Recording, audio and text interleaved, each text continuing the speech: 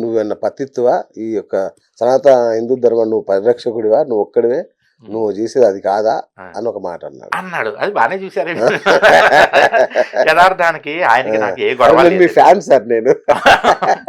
సంతోషం. యథార్థానికి నేను యుద్ధం చేసేవాడు ఎవరితోటి నాకు వ్యక్తిగతంగా ద్వేషం లేదండి. ఆయన కూడా ఆయన ఎప్పుడు 2016లో విచిత్రం చూడండి, ఆయనే చెప్పాడు, అదే వీడియోలో చెప్పాడు. ఆయన ఓ రోజు ఇంట్లో హోమం చేసుకుంటున్నట్టు, ఫేస్బుక్ వచ్చిన టైం కొత్త, ఆయన హోమం చేసుకుంటే ఫేస్బుక్ లో లైవ్ ఇచ్చుకుంటున్నట్టు ఆయన వీడియోలోనే ఉంది. ఇచ్చుకుంటున్నప్పుడు నేను వెళ్ళా అంట, సూపర్ జయం అని పెట్టా అంట, నాకే గుర్తులేదు. ఆయన నమస్కారం గురువు గారిని ఆయన పెట్టాట, ఆయన చెప్పాట లైవ్ లో, నమస్కారం గురు సంతోషం. నేను చెప్పాను కదా ఇందాక, నాకు నచ్చితే ఏదైనా వెంటనే కామెంట్ పెడతానండి.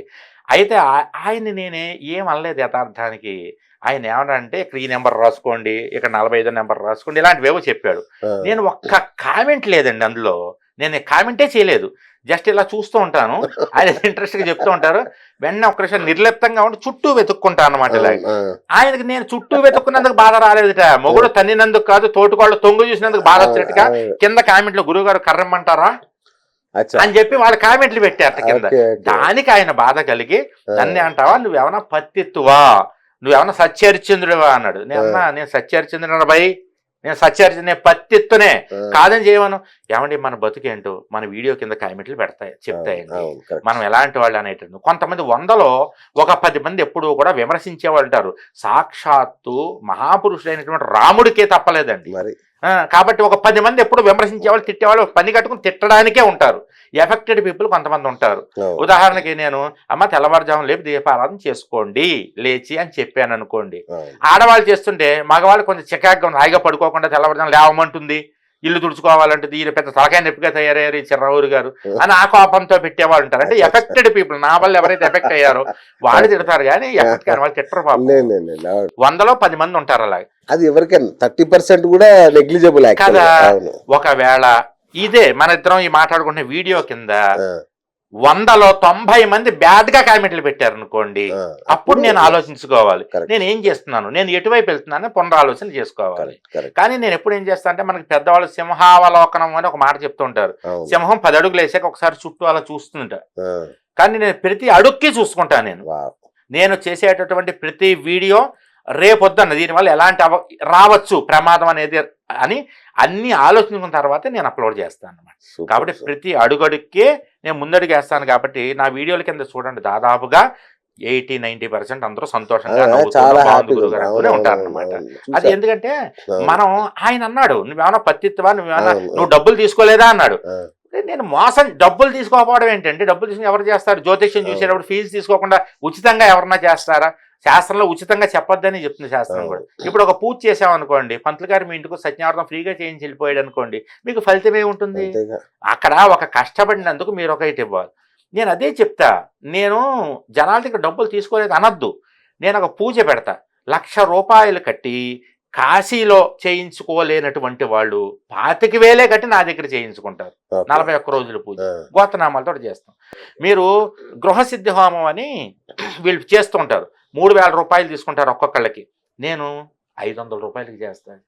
అది నేను మంచి చేస్తున్నారా? జనాలకుంటే అంత ఖర్చు పెట్టి చేయించుకోలేనటువంటి వాళ్ళు చిర్రావురు గారి దగ్గరకు వచ్చి, చిర్రావురు గారు మన అన్నయ్య, నేను గురువు గారిని కూడా పిలవద్దించాను, మీకు అదే చెప్తాగా, గురువు అనకండి, చిర్రావురు గారు అనండి, లేదా అన్నయ్య అన్నాడు, తమ్ముడు అనండి, తాత అనండి, ముత్తాత అనండి, నాయనమ్మ ఏదో పేరు పిలవండి బాబు. అయితే నేను అలా అంటానండి, పిలుచుకోండి. ఎలా పిలిచినా నాకు సంతోషమే. బాబాయ్ గారు అని మీరు, ఆయన చిర్రావురు మన మనిషి అని చెప్పేసి అని నా దగ్గరికి వస్తారు. వాడెవడో 25,000 తీసుకుంటాను, నేను తీసుకుంటే ఎలాగ, నేను 5,000కే చేస్తా అంటే, వాడు రూపాయికి చేస్తే నేను అదే పూజ పావలాకి చేస్తాను. నేను చేయడంగా చేయిస్తా. మన దగ్గర గ్రూప్ అయ్యేవాళ్ళు ఉంటారు. ఎందుకంటే ఆ పౌరోహిత్యం నుంచి వచ్చినటువంటి వాడిని కాబట్టి, ఆ కుటుంబాల నుంచి వచ్చిన వాడిని కాబట్టి ఆ సాధక బాధకాలు నాకు తెలుసు. కానీ ఈవేళ మార్కెట్ అలా లేదండి.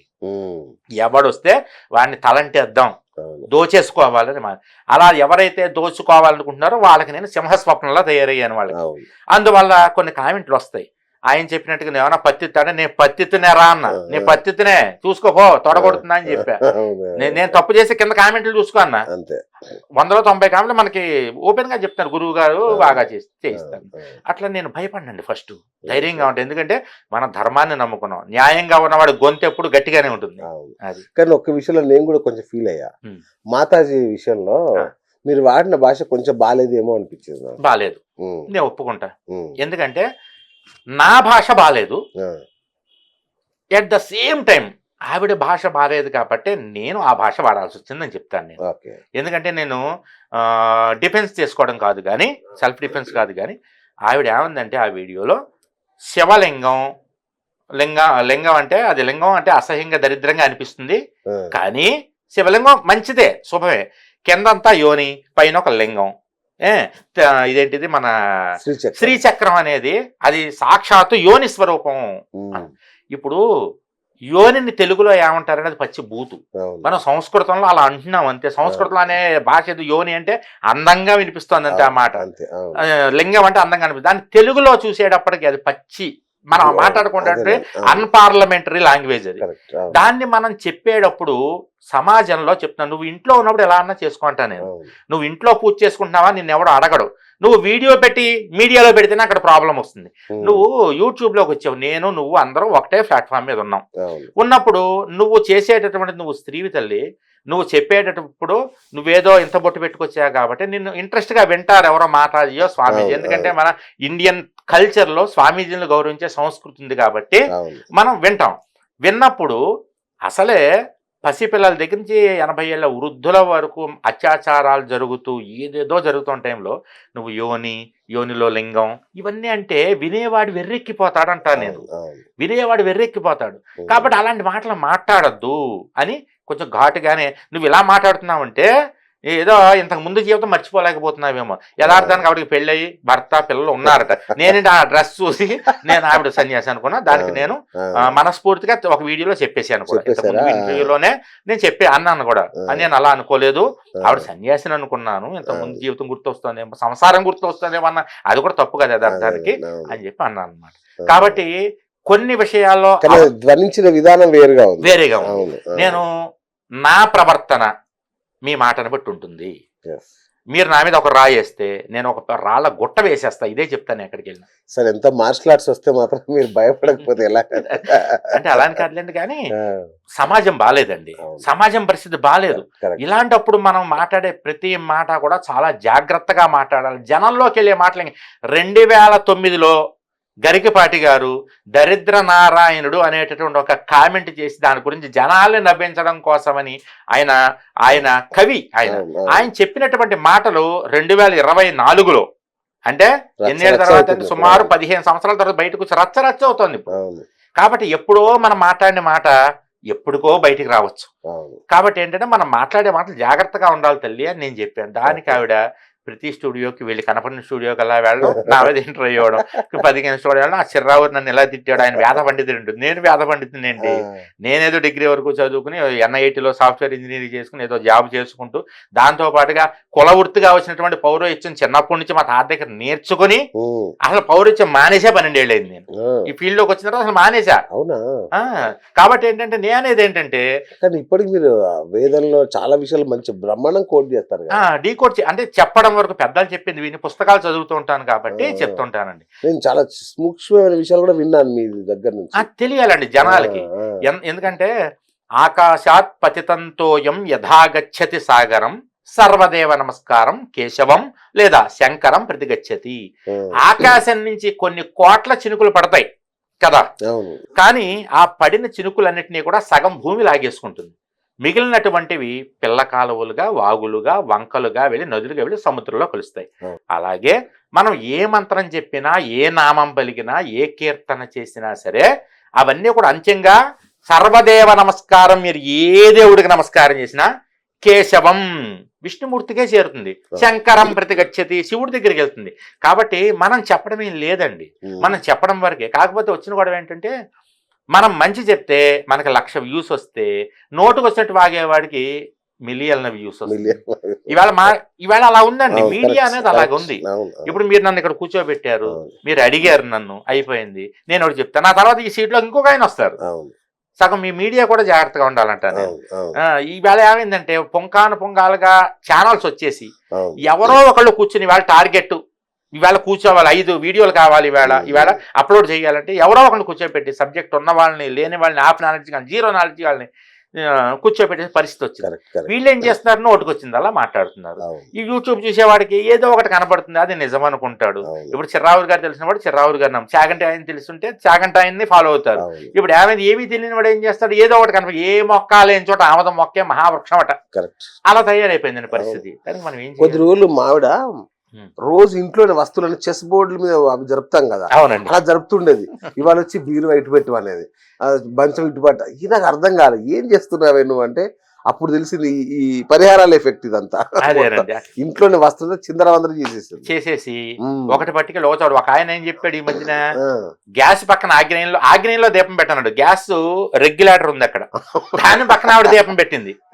నేను ఒకళ్ళ ఇంటికి వెళ్ళి ఏంటమ్మా అక్కడ పెట్టేవేంటి అన్న, ఆగ్నేయ దీపం పెడితేటండి సాయంత్రం పూట ఐశ్వర్యం అట. ఒక ఆయన చెప్పాడు. నేనన్నానమ్మా ఆగ్నేయ దీపం అంటే అసలు ఏంటో తెలుసా అన్న. ఆగ్నేయం పూట పెట్టేది, ఆగ్నేయం మూల పెట్టే దీపం కదండి. కాదమ్మా, మరి దానికి ఏం అర్థం చెప్పారో గురువు గారు తెలియదు. మా చిన్నప్పుడు నేను పెద్దల అగ్రహారాల్లో వీటిలో పెరిగిన వాడిని కదా. మా చిన్నప్పుడు మా నానమ్మ తాతయ్య మాట్లాడుకునే మాటలే నేను ఇప్పుడు చెప్పే మాటలు. నేను మా నానమ్మ తాతయ్య దగ్గరే పెరిగా, అదృష్టవంతులు, గోదావరి జిల్లాలో. కాబట్టి మాకు సామెతలు ఎక్కువే, ఆచారాలు ఎక్కువే. మీ సామెతలు అయితే కడుపుబ్బ నవ్వాలి. ఇంకా మీరు మాట్లాడే సామెతలు ఏదైనా తెలియాలండి అందరికి. అయితే వాళ్ళు ఏమనుకునేవారు, ఏమయ్యో అనేది ఆవిడ, మా నానమ్మ గారు ఏమయ్యో అనేది. ఏంటనేవాడు ఆయన, పలానా సుబ్బారావు గారి ఇంట్లో ఆగ్నేయ దీపం పెట్టారట. ఆగ్నేయ దీపం ఎవరు పెట్టారు అని వాళ్ళ ఆవిడ పెట్టిందిట. అంటే అర్థం ఏంటంటే సుబ్బారావు గారి ఇంట్లో ఎవరు చనిపోయారు వాళ్ళ ఆవిడ చనిపోయింది. ఆగ్నేయ దీపం పెట్టడం అంటే వాళ్ళ ఇంట్లో చావు వచ్చింది. ఇండైరెక్ట్ గా అలా చెప్పుకునేవారు. ఇది శాస్త్రంలో ఉందని నాకు తెలియదు. ఆగ్నేయ దీపం వాళ్ళ ఇంట్లో ఎవరు పెట్టారంటే వాళ్ళ ఆవిడే పెట్టిందిట. ఆగ్నేయ దీపం పెట్టడం అంటే ఇంట్లో ఎవరో చనిపోవడం, ఎందుకంటే శరీరం అగ్నిలోకి వెళ్ళిపోయేది. కాబట్టి ఆగ్నేయ దీపం. ఊరికి ఈశాన్యం ఏంటి, శ్మశానం. ఊరికి ఉత్తర ఏదో పాట కూడా ఉంది కదా. ఊరికి ఉత్తరం తూర్పు మధ్యలో ఉండే ఈశాన్యం, ఊరికి ఈశాన్యం బహిర్దేశ అరిష్టనరసనమస్తు అని చదువుతూ ఉంటాం.